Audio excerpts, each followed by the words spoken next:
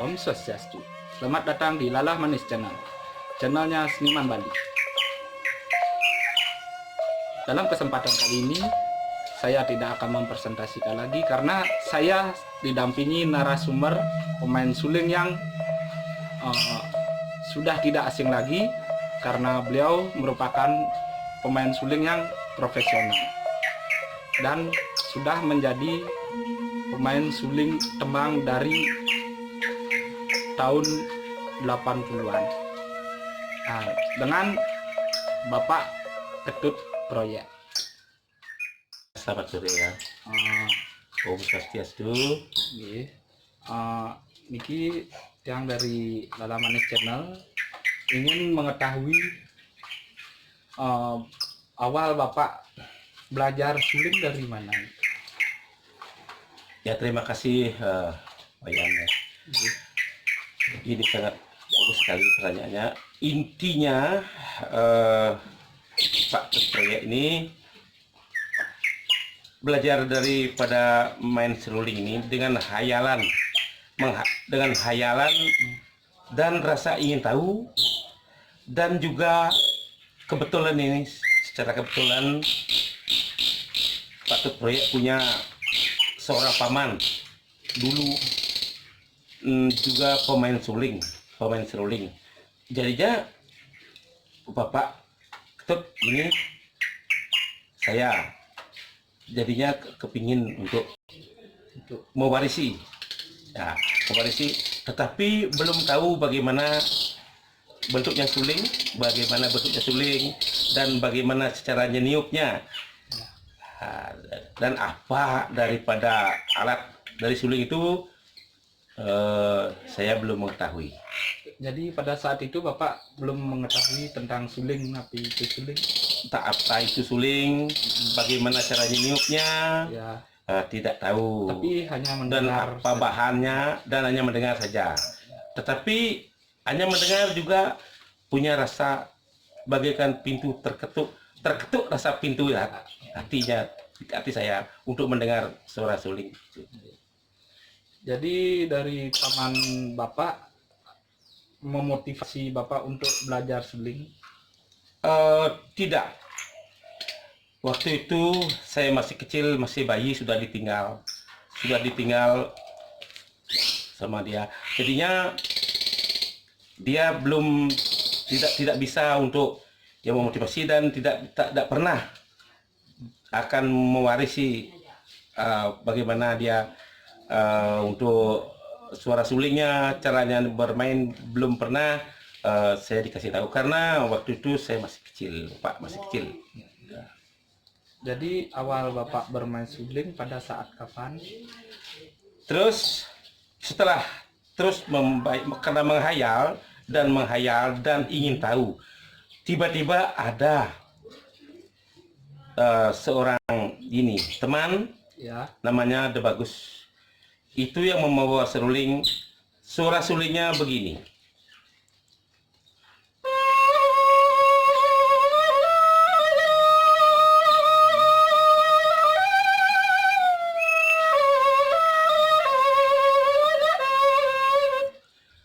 Suara sulingnya begitu. Itu semakin terketuk Bapak mendengar. Ya. Jadinya sedih. Ya. Dalam kesedihan itu ada juga rasa gairah untuk ingin tahu bagaimana dia memainkan suling itu. Jadinya Bapak pinjam suling. Ya, Pak. Belajar, begini sebenarnya suling, begini sulingnya, karena Bapak tidak melihat, begini sulingnya ini. Yang mana kita tiup, yang mana gini. Tidak bisa. Terus karena saking kepinginnya, mungkin ada wahyu, mungkin seperti mimpi. Ini sejarah ini, seperti mimpi. Kenapa? Terus merenung, karena suling, apa kepingin menjadi pemain suling? Ya, saya kepingin menjadi pemain suling. Bagaimana caranya suling itu di langsung dia gini, dikasih tangannya Pak Tut Ya. megang ini seperti ini, tiup ini, tiup, sehingga dalam mimpi itu Pak tiup suling, suaranya terjadinya begitu. Ya, itu cari nada. Dan setelah itu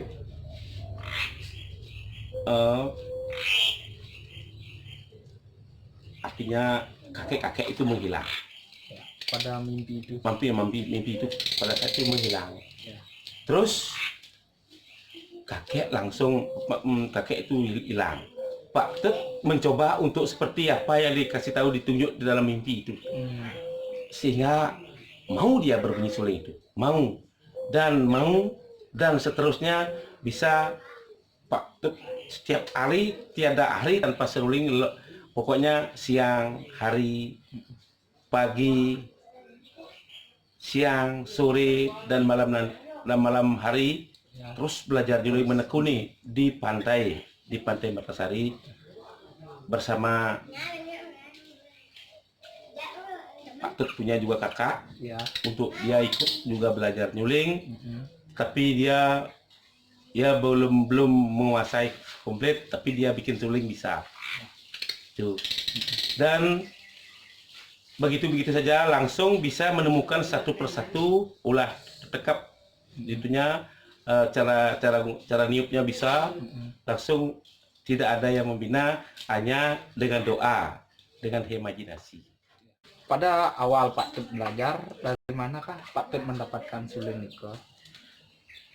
Ya, dari awalnya Pak Tut belajar, awal mulanya memang dari Pak Da Bagus itu. Ya, secara rebutan itu minjamnya secara paksa.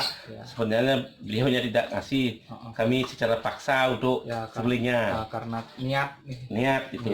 Setelah itu udah seperti dulu tadi, kakak langsung bikin suling, jadinya kami punya suling satu persatu. Jadinya ada sumbangan dari mana, dari Kesiman, dan ada sumbangan suling maupun bahannya. Ya. Untuk popularitas Pak Tut pada saat main suling, kenapa sampai mengenal seko-seko di luar gitu? Begini, awalnya Pak Tut nyuling ini menjadi pemain suling arjo. Kebetulan di sini Banjarnya Pak Tut punya arjo, punya dia kesenian arjo. Nah, jadi di sana Pak Tut ikut juga, untuk ikut karena dipaksa ikut supaya nyuling arjo, karena sudah didengar Pak Tut sudah nyulingan tembang dan lain sebagainya, nyulingin tabu-tabu gong, sudah didengar, sudah dipercayai itu. Kalau Pak Tut tidak merasa juga kan itu, lama-lama itu jadilah pemain suling arjo. Ya, di sana lah Pak Tut ditemukan kepada seorang seniman, penari, dia bersama Gusti Ajiaso dan Bapak Mangku Pagah dari Kelungkung. Ya, dia betul-betul kami sedang berkumpul di sana. Ya, beliaulah yang mengajak langsung sebagai menjadi grup dan menyalurkan, yang mempromosikan Pak Tut. Maksudnya dia hobinya ngajak ikut juga, jadi grupnya dia juga langsung sambil belajar, sambil mengikuti dia untuk pentas ke Karangasem, ke Negaro, pokoknya menyeluruh. Jadinya pokoknya Pak Tut disuruh untuk berani tampil, jangan diam di rumah. Itu dia. Tuh. Sembari melatih katanya ya, teknik bermainnya. Itu dah sambil jalan dah. Setelah datang dari Megambel, misalnya kalau siang-siang masih latihan untuk mencari yang lain, tekap lain juga punya Pak Tut juga tekap Sunda juga. Terus Pak Tut untuk berimajinasi, kalau tekap ini mungkin ada, bisa ya, ini bisa juga ya, ini kita dengar nih pasti ada gitu.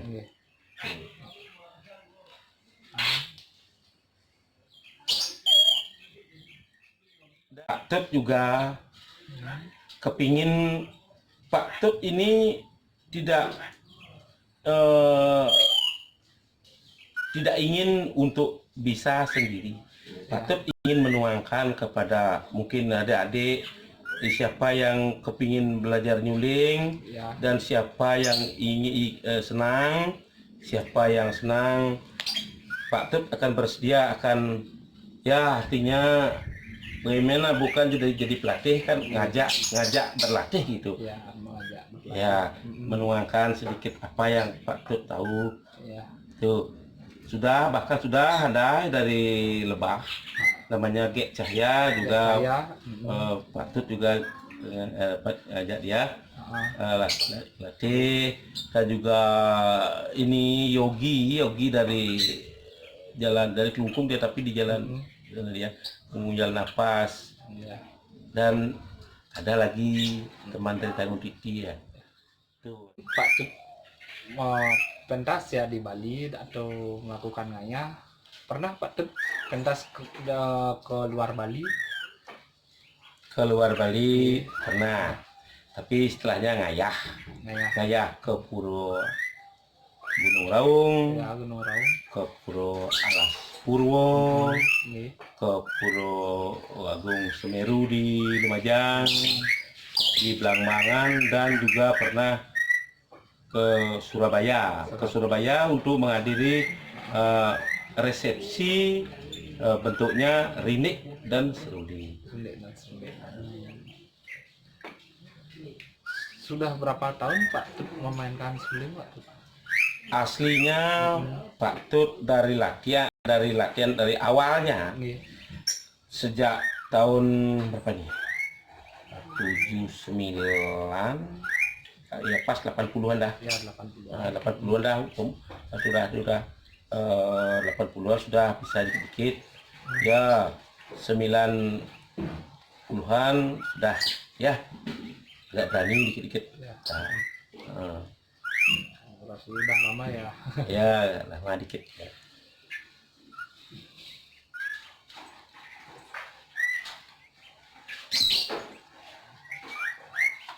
Mantap Pak Tut. Ya. Nggih. Bisa Pak Tut bisa ngasih improvisasi tentang suling bebatelan, penghargaan atau Oh, itu. Untuk penghargaan Pak Tut sebagai pemain suling harjo, Pak Tut mengetahui pupuh harjo. Ya, Ya, harus tentu ya. saja. Tentu saja mau tahu Pupu Harjo, yaitu kan hanya Ginado, Ya. Sinom, Hmm. Dandang, Hmm. dan Pangkur Durmo. Itu aja Pupu Harjo kan ya itu. Ya, kebetulan yang suka pangkur, Pak Tut bisa mainin sedikit pangkur. Ya. Pangkur. Ini ada 2 pangkur nih. Ya. Ya pangkur dasar atau mungkin apa ya? Ya seperti ya.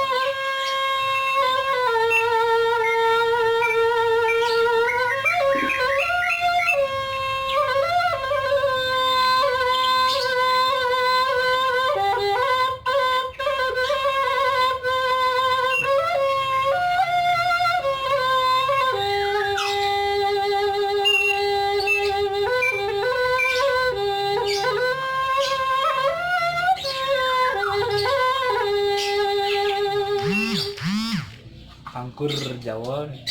Ini waktu Jawa. Ini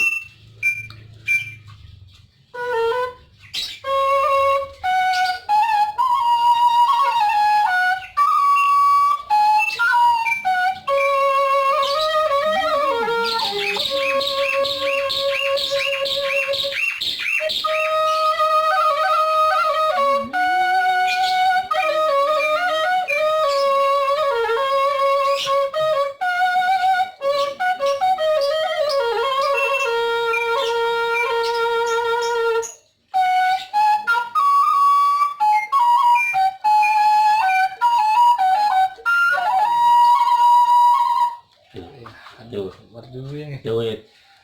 Ya belum selesai kayak itunya ininya. Selain itu Pak Tut juga menguasai kupu-kupu lainnya. Dendang. Nah,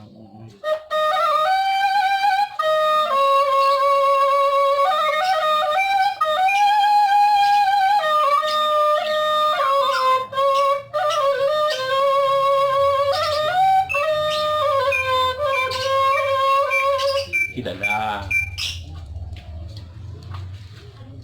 Ya harus kita ini bisa mengikuti tapi urin itu pangten ngapung nak memanggil patut motivasinya bukan promosi ya untuk mengembangkan ikut untuk seni budaya pang milu-milu kan bareng yang melestarikan ya si rago kuningin. Nah tapi gini bisa tahunya Pak Tut itu adalah merupakan dorongan daripada orang-orang seniman. Bapak-bapak dari seniman yang mendorong, yang memberikan semangat untuk menyumbangkan semangatnya sehingga Pak Tut ya tahu di bidang itu sedikit. Kalau tanpa semangat, kalau tanpa dorongannya beliau, mungkin berkat Astung ide yang Widiwaso dan skala niki yang mau berayo niki ide dane ini mendorong Pak Tut ya tanpa itu Pak Tut tidak akan bisa ya.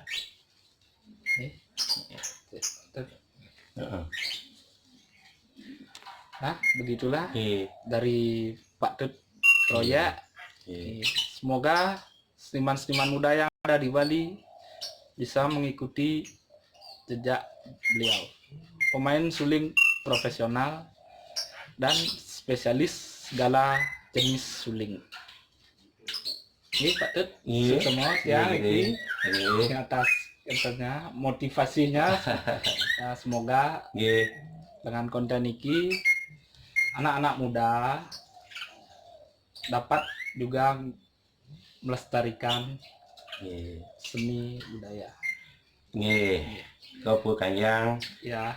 hanya sekedar itu Pak Tut bisa ngasih tahu dan itulah pengalamannya Pak Tut sesuai dengan apa yang Pak Tut katakan tadi walaupun tidak secara rinci. Jadinya untuk kedepannya supaya ada yang mengikuti anak-anak muda yang senang menyuling, supaya ada mengikuti pangtan punah seni budaya wanita. Tapi jangan terpengaruh dengan ini keadaan seperti sekarang ini virus corona. Kalau jangan pengaruh, jangan panik. Kita belajar aja di rumah. Kalau ingin belajar, adik-adik ingin belajar dari rumah. Tetapi tidak boleh pentas dulu karena tidak boleh di keramaian.